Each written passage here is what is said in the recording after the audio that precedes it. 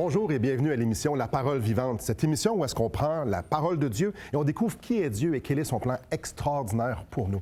Aujourd'hui à l'émission, on a un invité de marque, François Fréchette. Bonjour François. Salut mon cher Simon. Ça va bien? Ça va très bien. Excellent. Toi François, probablement que nos auditeurs disent « Hey, je l'ai déjà vu à quelque part. Tu fais une autre émission? » Oui, une émission, une autre émission évangélique qui s'appelle L'heure de la bonne nouvelle. Puis, tantôt, on parlait hors d'onde, ça fait 28 ans que tu fais ça.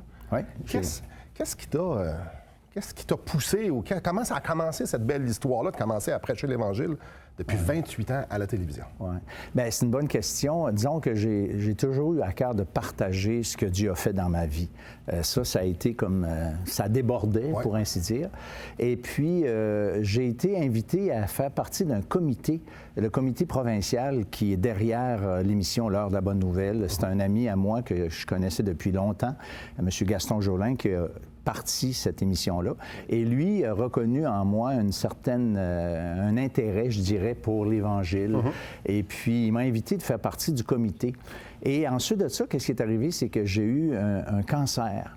Et puis, bon, ça, je ne raconterai pas ça maintenant, mais suite à ça, il m'a invité à faire partie de l'émission parce qu'au départ, c'était juste le comité. Je travaillais sur l'équipe de base derrière l'émission. Et puis là, il m'a invité à donner un témoignage une fois. Et puis l'année d'après, il m'a dit « Écoute, j'aimerais ça que tu reviennes pour participer à l'émission. » Puis après ça, il m'a donné une pause. Alors, ça m'a fait du bien. Et puis après ça, il m'a redemandé. Et puis, depuis ce temps-là, bien, je suis là avec l'équipe de l'heure de bonne nouvelle. 28 ans à prendre la Bible, puis à décortiquer, à plonger les regards dans la parole de Dieu pour justement en sortir des vérités, et principalement à propos du salut. Et ce qu'on va faire aujourd'hui, puis pour les prochaines émissions, on va prendre l'Ancien Testament, puis on va regarder des histoires qui préfigurent, ou comme des photos de l'Ancien Testament qui démontrent ce qui va arriver dans le futur avec Jésus. Donc, Jésus, on sait ce qui est arrivé. Puis là, mais ça en parlait avant. La réponse, c'est oui. Et aujourd'hui, on va commencer avec l'histoire d'Abraham dans Genèse, chapitre 22, avec Isaac. Je lis le texte au début, puis après ça, on commence à en discuter. Parfait. Donc, Genèse, au chapitre 22, je vais lire les 2 premiers versets. Après ces choses, Dieu mit Abraham à l'épreuve et lui dit « Abraham ». Et il lui répondit « Me voici ». Dieu dit « Prends ton fils, ton unique, celui que tu aimes, Isaac, va-t'en au pays de Morija, et là, offre-le en holocauste sur l'une des montagnes que je te dirai. » Déjà en partant, c'est un peu, là. Dieu s'adresse à Abraham, puis dit « Tu vas aller tuer ton fils, ton unique. » Et là, on sait que c'était pas son unique. Là, on a un petit peu de... Il faut creuser un peu avant, puis c'est écrit après ces choses. Qu'est-ce qui s'est passé avant? Donc, mets-nous donc en contexte un peu. C'est le chapitre précédent. Non, mais écoute, c'est vraiment important ce petit mot-là, après ces choses, parce que Dieu avait parlé à Abraham à Ur en Chaldée, donc très loin, et puis il s'est révélé à lui, il a dit, partir de là, prends tes affaires, puis va-t'en au pays que je te montrerai. Alors, le bonhomme avait 75 ans, et il est parti comme ça, je vais le dire, par la foi, parce qu'il a simplement obéi à Dieu, qui l'appelait, sans savoir où il allait. Et puis, Dieu a promis à Abraham de faire de lui une nation, ce qu'on appelle les Juifs aujourd'hui. Alors Abraham, c'est le père des Juifs, c'est le père de la nation juive. Alors Abraham part puis obéit à Dieu. Et puis là, la promesse de faire de lui une nation, ça y prenait peut-être un enfant. Mais cet enfant-là a tardé à venir. Monsieur Abraham, là, il avait 99 ans lorsqu'il y a eu Isaac. Et là, quand Isaac est devenu probablement un jeune homme, parce que le mot utilisé dans la langue hébraïque de notre Bible, c'est un mot qui est traduit ailleurs dans le même livre, il est traduit « jeune homme ». Alors, on parle d'un adolescent avancé, tu sais, c'était pas un bébé, là, OK? Alors, Dieu lui demande d'offrir. Là, tu as 2 problèmes. D'abord, offrir son propre fils en sacrifice, tu sais, de l'installer sur un autel, puis de l'égorger, puis de le faire brûler. C'était bâtard à nos yeux, c'est bâtard à nos yeux, puis c'était quand même pour lui quelque chose d'un peu grotesque, même si c'est quelque chose qui existait dans les peuples alentours, ça se faisait, mais Dieu n'a jamais voulu ça. Il compte ça. Mais il le demande quand même à Abraham. Ça, c'est vraiment un peu... spécial, tu sais. Puis l'enfant de la promesse. Bien, ça, c'est le problème. C'est le gros problème, c'est un peu, là. Il y a eu un enfant à 99 ans, Juste là, on s'entend, sans rentrer dans les détails, ça cause certains problèmes. Même sa femme, elle le rit. Elle dit, comment moi je vais faire pour... Parce qu'elle avait 90. Elle dit, comment moi je vais faire pour avoir un enfant avec toi? Ça n'avait pas de sens. Ouais. Puis là, Dieu dit, ben, tu vas le tuer. C'est ça. Il est rendu à 18, peut-être 20 ans, je ne sais pas. Puis là, Dieu, il dit, tu vas le tuer. Mais là, Abraham, il n'est pas fou. Là. Il dit, là, tu me promets des affaires, je t'ai cru. Et puis là, finalement... Mais écoute, Dieu, là, il y a quelqu'un qui a déjà dit, il arrive toujours presque en retard. Et puis, j'ai trouvé ça intéressant parce que c'est comme si Dieu, il a utilisé, mettons, pour partir un peuple, là, les 3 premières femmes des patriarches dans la Bible, 3 femmes stériles. Ça va bien, hein? Ça, c'est le genre de Dieu, tu sais. Ouais. Mais il aime ça parce que ça montre que c'est lui qui est au-dessus de tout ça. C'est lui qui contrôle. C'est ça. Il est souvent en retard, mais il n'est jamais à dernière minute. Il est souvent à dernière minute, mais il n'est jamais en retard. Voilà. Et là, ça nous dit ici dans notre texte, Dieu mit Abraham à l'épreuve. Donc, Abraham, tu as eu ton fils, juste le fait d'avoir eu un fils à cet âge-là, c'est un miracle. Donc là, il va tester la foi. Donc, après la pause, on va regarder justement, c'était quoi un peu ce test-là? On va regarder un peu plus dans l'histoire qu'on a sous les yeux.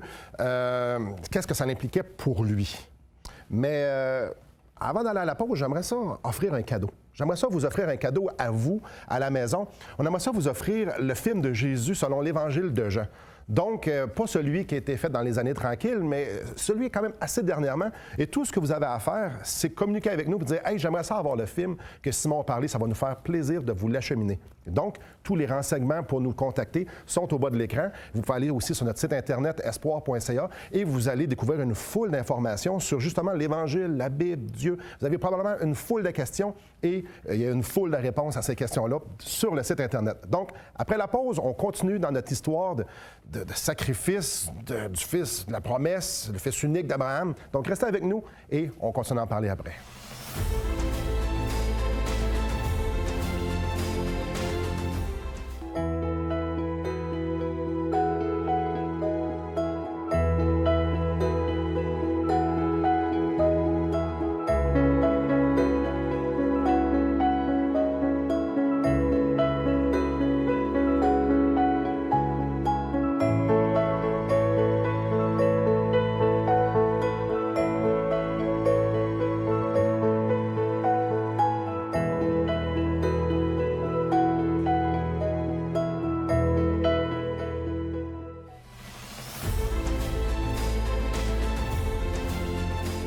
Bonjour à vous à la maison.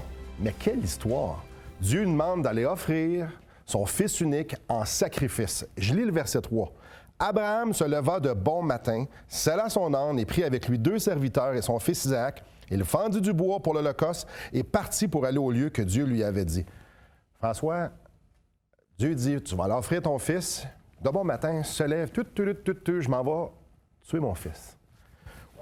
Mais, encore une fois, mais quelle histoire! Et j'aimerais ça que tu puisses un peu mettre les auditeurs en contexte. C'est quoi cette histoire-là? Et un peu nous la raconter selon ce qui est écrit. Bien, d'abord, je pense pas qu'Abraham est parti en faisant... Je pense pas moi non plus. Non, mais je sais que tu le sais. Mais honnêtement, ça a été certainement un pas de foi, d'obéissance aveugle, mais aveugle. La foi, ça, j'aime ça. La foi, là, il y en a qui disent c'est n'importe quoi. Si tu crois, ça va marcher. Ça, c'est pas de la foi. Moi, j'appelle ça de la folie. Mm-hmm. Mais la vérité, la foi, c'est de faire confiance à quelqu'un qui est digne de confiance. Si, mettons, tu donnes un rendez-vous à quelqu'un, tu dis à telle heure, je vais être à telle place, puis tu te rends, bien, en fait, tu as exercé la foi. Mais tu t'es pas rendu n'importe où, à n'importe quelle heure. Tu as pris compte de ce que la personne a dit, l'heure et l'endroit. Et qui te l'a dit? C'est qui me l'a dit, voilà. Alors, tu sais, ça fait 3 fois que tu prends un rendez-vous avec quelqu'un puis il se pointe jamais. C'est de la folie de continuer de penser ça va être vrai, là, ce coup-là. Là. Donc, c'est super important que les gens comprennent, premièrement, ici, Dieu et Abraham. Abraham sait c'est qui Dieu, là. Ils ont déjà marché plusieurs années ensemble. C'est pas la première fois que Dieu demande quelque chose. Comme tu as parlé tantôt, Dieu il a dit, bien, pars d'ici, là, puis je vais te montrer dans le pays, pars pour le pays que je vais te montrer en t'en allant. Et c'est flou, mais Abraham a dit, OK, c'est correct. Je vais partir, ramasse les petits. Il obéit. Il obéit. Et Dieu s'est présenté. Dieu a été fidèle. Ouais. Et ça, c'est une des fois. Dieu a été fidèle plusieurs fois. Ah oui. Donc, parce que t'as comme quand sa femme, Sarah, a eu l'enfant à 90 ans, ça faisait 25 ans qu'il l'attendait. La promesse était faite, ça faisait 25 ans. Et c'est long, 25 ans, quand tu penses que c'est... Ah, es-tu enceinte, là? Ah, t'es pas encore enceinte? Fait que la semaine d'après, chérie, t'es-tu enceinte? Non. Non. Puis là, bien, ça a continué d'être plus vieille, là, tu sais. Alors, Abraham avait expérimenté la fidélité de Dieu parce que lorsque le fils est arrivé, bien, regarde, voilà. Puis Dieu avait donné d'autres consignes à Abraham à un moment donné à propos de son autre fils, Ismaël, qui avait eu, j'allais dire, en dehors du plan de Dieu. Et puis, Dieu avait donné des consignes difficiles à Abraham et à Abraham pour ce fils-là et sa mère. Et Dieu lui a dit de les envoyer, de les chasser, que lui, là, il allait rester avec Sarah. Alors, tu sais, des gestes d'obéissance, Abraham n'était pas à sa première expérience. Mais il le fait ici. C'est ça, exactement. Donc là, il s'en va. Sans problème. D'abord matin, il dit, regarde, Dieu va pourvoir. Dieu va être encore fidèle. Dieu va accomplir la promesse qu'il m'a faite. Mais là, ça ne fait pas vraiment beaucoup de sens parce qu'il faut qu'il fasse quelque chose de terrible. On a des enfants, les deux. Un peu, là. Dieu me demande d'aller tuer mon fils. Ouais. Mais d'abord, c'est très remarquable dans le texte. On n'a pas lu tout le chapitre. J'invite les gens à lire à la maison le chapitre 22 du livre de la Genèse. Donc, c'est le premier livre de la Bible. C'est assez facile à trouver.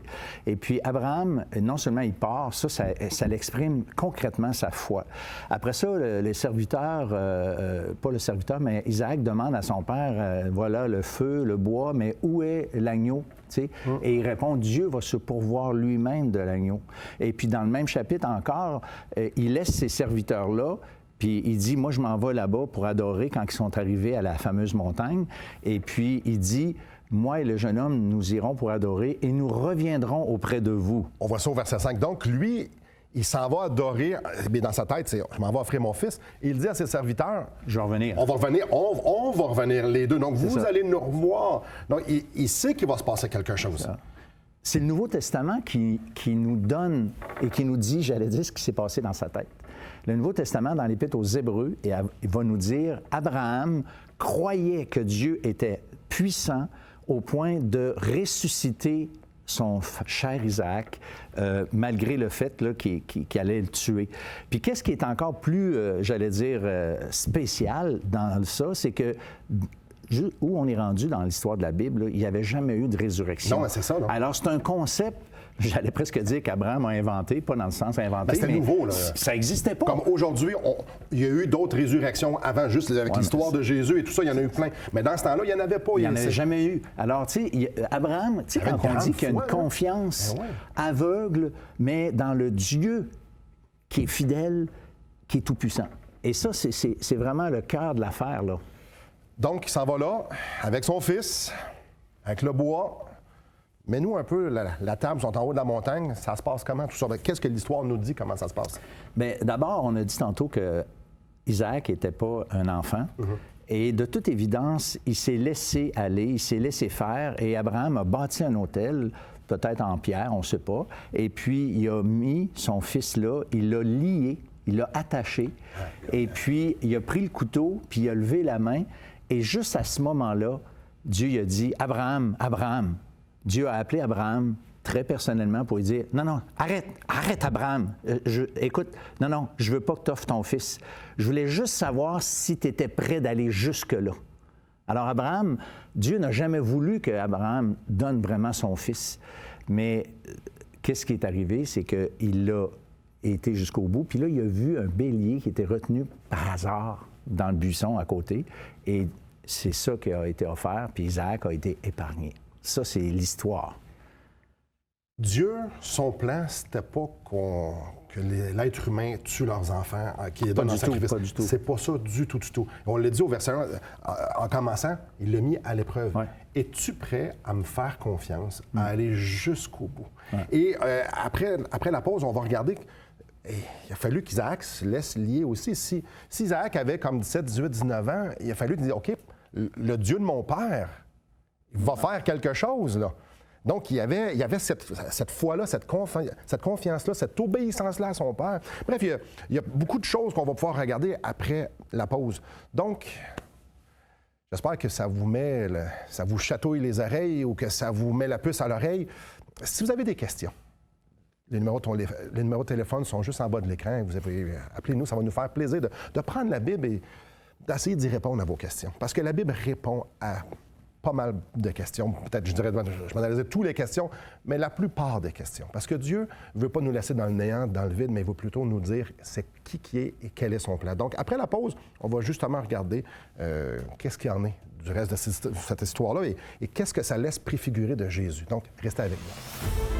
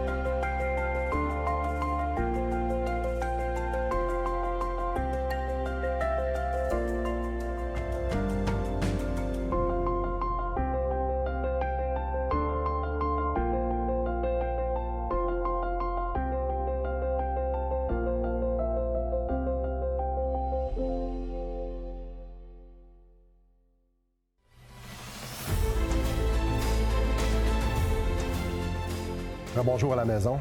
Donc, ici, on a un papa, piston, fin adolescence.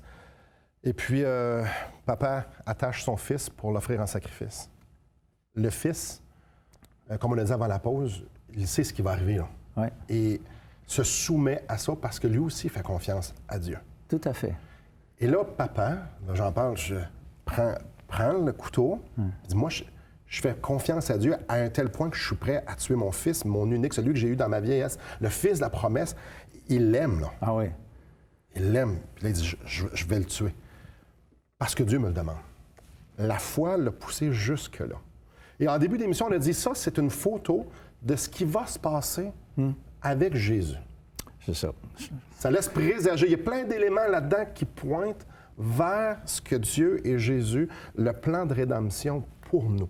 Donc, j'aimerais ça qu'on parle dans les prochaines minutes, justement, où est-ce qu'on voit l'Évangile dans cette histoire-là? Bien, il faut Abraham, là-dedans, est cette image du Père, ou de Dieu le Père, qui doit offrir son Fils Jésus-Christ à la croix.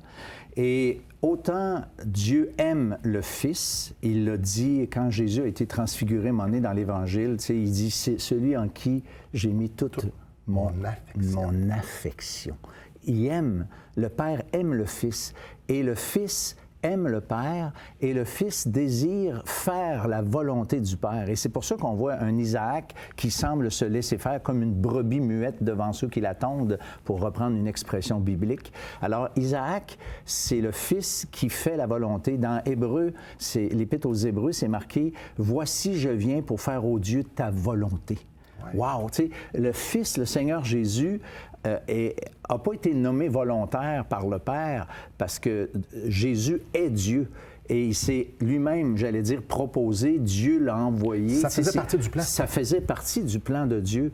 Mais contrairement à Abraham, lui, il a pu épargner son fils. Mais dans l'Épître aux Romains, c'est marqué « Dieu n'a point épargné son fils, mais l'a donné pour nous tous ». Dans Ésaïe 53, ça dit « Il a plu à l'Éternel de briser son fils ». Oui.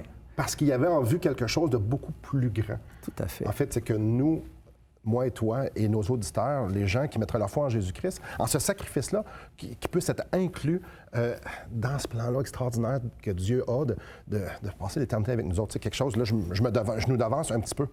Ici, on a un fils obéissant, on a un Jésus obéissant à son Père. Et on le voit dans les évangiles d'un bord à l'autre. On voit Dieu qui est prêt à briser son fils parce que, justement, pourquoi?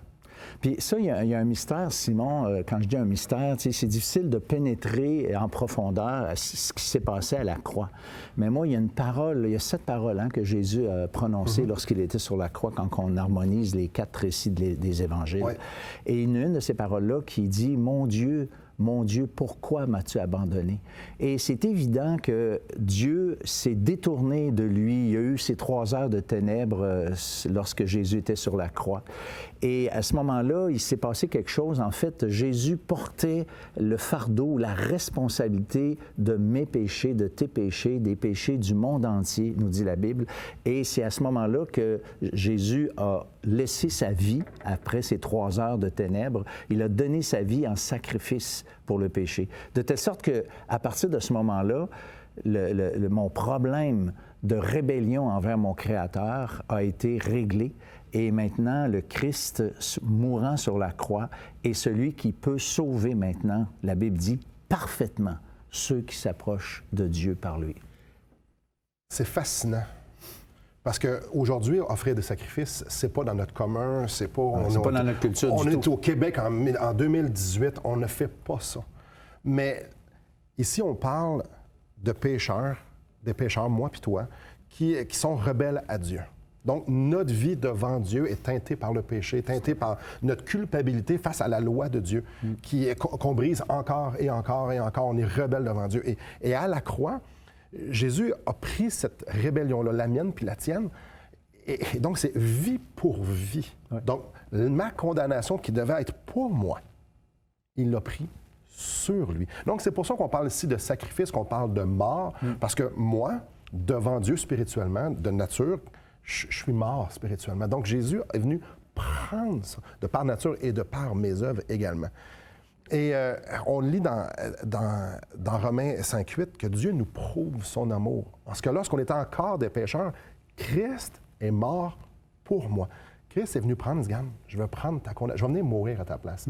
Le châtiment qui retombait sur moi, il l'a pris sur lui. C'est ça. Et on parle d'amour. Jésus avait un amour, évidemment, pour son Père, parce qu'on parle de la Trinité, on parle ici, c'est de la même personne, et c'est Dieu. Ça prend un amour incroyable pour pouvoir aimer des pécheurs qui pêchent contre toi encore et encore et encore. Dis non, je vais venir prendre ce péché-là. Il faut regarder, tu sais, Simon, on peut faire quelque chose. Et il faut regarder Jean-Baptiste, j'aime beaucoup cette parole, quand il voit venir Jésus à lui, lorsqu'il est sur le bord du Jourdain, Jean-Baptiste, il pointe Jésus en disant, voici l'agneau, pas un agneau, l'agneau de Dieu qui ôte le péché du monde. Alors, il faut porter nos regards sur ce qui s'est passé à la croix, plutôt que de faire confiance dans nos bonnes actions, dans ce qu'on croit, dans les valeurs qu'on a. Tu sais, même, il y en a qui sont full pour l'environnement. Tu sais, écoute, on n'est pas contre la vertu, mais c'est pas ça qui sauve. Et il faut reconnaître que Jésus, le Christ en croix, est le seul qui veut et qui peut payer pour nos péchés. Et c'est un regard de foi vers ce qu'il a fait qui peut nous donner la paix, nous soulager par rapport à nos consciences chargées, notre culpabilité qui est là, bien présente, qu'on le reconnaisse ou pas tacitement. Le même genre de foi qu'Abraham a eu. Dieu est Dieu, Dieu est bon, Dieu est fidèle, Dieu est aussi juste. Et ce qu'il a fait, c'est parfait. Il a pourvu pour moi. Donc, je vais faire confiance que son plan, c'est le meilleur et c'est le seul. C'est le seul, voilà. Donc, après la pause, on va continuer là-dessus. Mais avant, j'aimerais ça vous faire un autre cadeau. Le livre ici, Destination finale de Marc Cahill, qui justement qui nous dresse ce portrait-là du plan de Dieu pour chacun d'entre nous. Le plan d'être inclus en lui, d'être inclus dans son Fils pour pouvoir être avec lui pour l'éternité.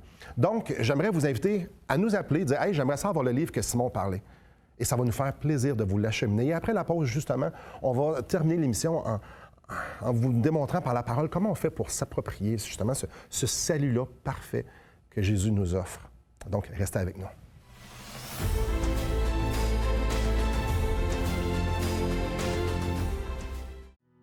Assistez à un merveilleux déjeuner de l'espoir dans votre région.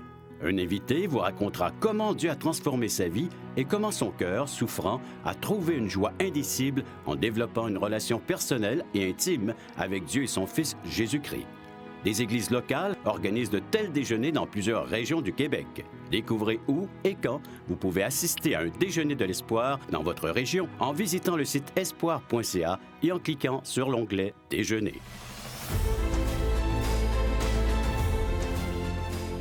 Bonjour à vous à la maison.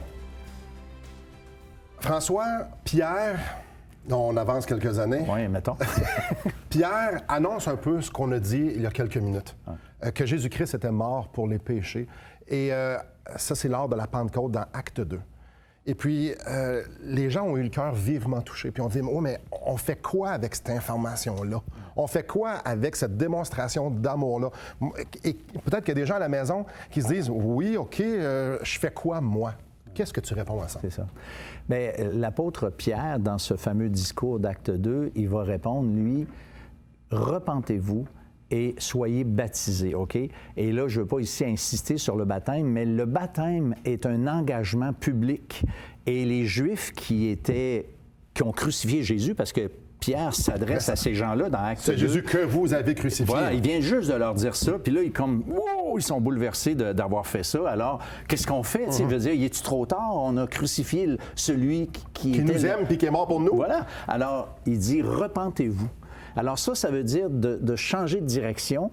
Puis l'idée du baptême, c'est vraiment cet engagement, c'est ce même engagement qu'Abraham a fait lorsqu'il a cru Dieu puis qu'il est parti d'Ur en Chaldée pour aller là où Dieu allait lui montrer. C'est ce même engagement qui a fait que quand que Dieu lui a demandé d'offrir son Isaac, il l'a amené là, puis il a dit...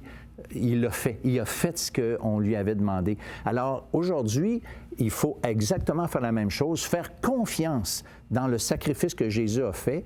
Et à partir de maintenant, un peu comme les disciples ont fait, quand Jésus plutôt a appelé Matthieu, j'aime beaucoup cette image, Jésus dit à Matthieu, « Viens, suis-moi. » C'est marqué, Matthieu laisse ses affaires, paf, il le suit. Et c'est exactement ce que Dieu veut qu'on fasse. On ne peut pas suivre Jésus parce que physiquement, ça ne marche pas, mais on peut le suivre spirituellement, s'engager, un peu comme une femme qui est demandée en mariage. C'est pas juste dire « Oui, je suis d'accord, je le trouve beau à part de ça, tu sais, puis il est fin. » Non. Si tu dis oui, là, ça veut dire que tu renonces à toutes les autres et puis que tu vas être avec moi pour le reste de ta vie. Alors ça, c'est un engagement. Et c'est cet engagement-là que Dieu veut, cette foi qui s'engage. Quelle offre extraordinaire.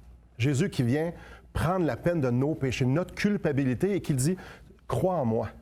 Et ce n'est pas « Est-ce que tu sais ». C'est pas un assentiment, c'est une croix comme François, une foi comme François vient de dire, qui s'engage. Seigneur, je suis prêt à renoncer que je vais arriver devant toi avec mes bonnes actions, avec ma religion. Non, je vais arriver devant toi avec le pardon que Jésus-Christ m'a acquis à la croix du Calvaire et à la vie qu'il peut me donner à cause qu'il est ressuscité. Alors, mes chers amis, on aimerait vous inviter à rentrer en dedans de vous, de regarder tout ça, de dire « Hey, je suis pécheur, moi? » Si vous êtes pécheur et vous l'êtes, tournez-vous vers Jésus-Christ et demandez-lui de vous pardonner de vos péchés parce que c'est le seul qui peut le faire. Alors, mettez votre foi en lui. Merci François. Merci à vous. Que le Seigneur vous bénisse.